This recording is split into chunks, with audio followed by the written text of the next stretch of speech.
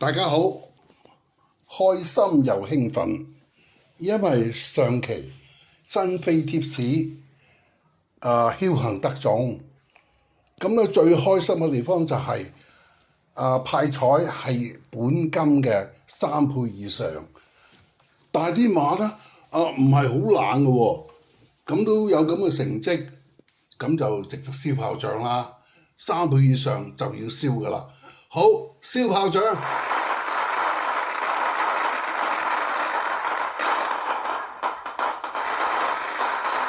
炮仗燒完，講翻聽日馬，聽日係星期一，復活節賽馬有11場，咁咧頭場開考時間係12點30分，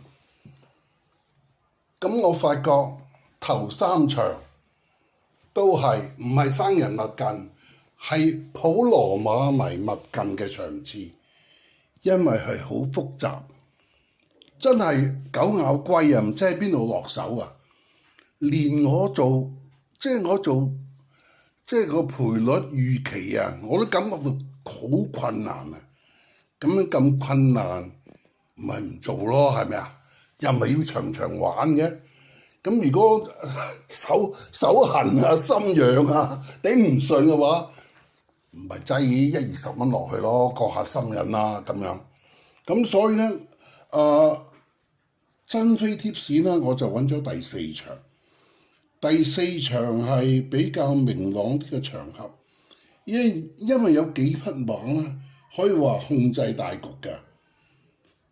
邊幾匹呢？就係1號啦，威武年代；2號幸運騎兵；3號機械之星；8號加州勇成；14號文明復星。咁14號即係14匹馬啦。咁14匹馬即係呢棚馬咧，就係有一匹咧新馬初4號風捲殘雲。咁你其他嘅，即係我認為其他嘅馬匹嘅機會咧就比較弱一啲嘅。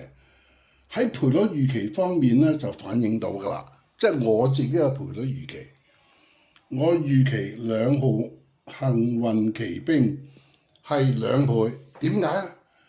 因為佢第一次初出係2倍，跑第2，咁第二次出啦，再出又係2倍，咁啊跑第1，咁啊第3次係副幫係重咗，但係應該冇乜影響。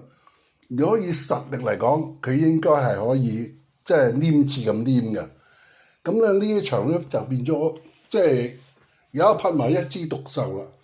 一枝獨秀嘅馬就係幸運騎兵，鬥志信得過，實力信得過，咁仲想點啊？係咪啊？咁但係有一樣啦，以 Richard 嘅性格嚟講啊，我唔會買幸運騎兵嘅 win play 嘅，因為太熱，或者可能聽日2倍都冇啊，係啊，咁好啦。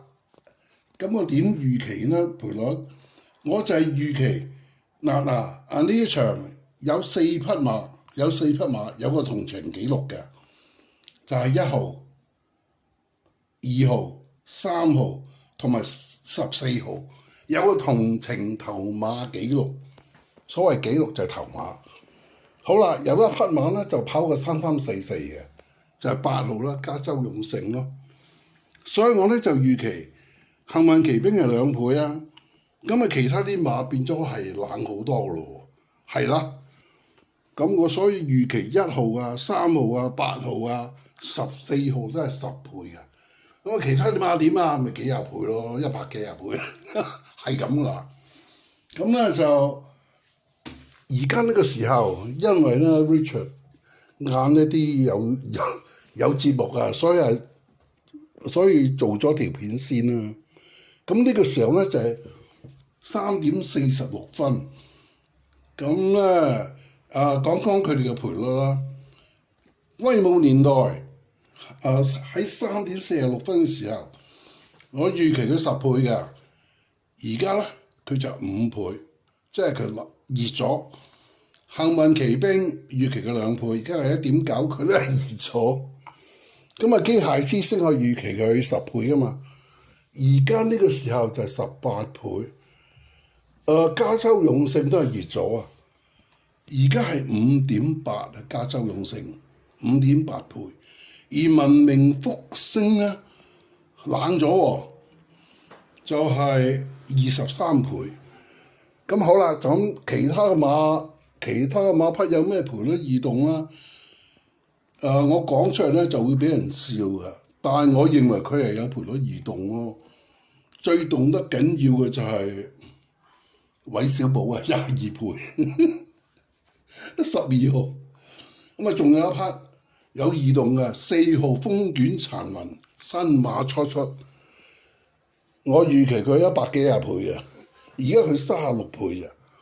佢熱過好多馬㗎，例如熱過5號嘅逍遙騎士，熱過6號嘅勁炮王，熱過7號嘅共創歡欣，熱過不勞而獲啊！係啊，佢不勞而獲77倍嘛，佢咪熱過咯。啊，仲有明亮天下都熱過啊，佢36倍，明亮天下37倍。咁啊，你熱過就熱過㗎啦，係啊，所以留意下啦，呢一匹。不過要聽日先啦，聽日臨場留意下。咁咧，我爭取 tips 想買啲咩咧？咁啊，當然係 Q 啦。但係我心裏邊凝住威武年代同埋加州勇勝。如果襯埋幸運騎兵就熱上加熱啦，係咪啊？冇可能嘅。咁啊，熱上加一熱就冇乜意思啦。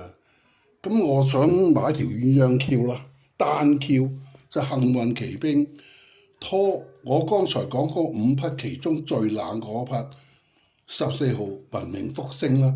點解唔買二重彩啊？幸運騎兵贏硬嘅喎，係我知。但文明復星唔係一定跑第2噶嘛，佢跑第3都得㗎，係咪？所以就穩陣啲鴛鴦 Q 啦。好啦，多謝晒，祝大家好運。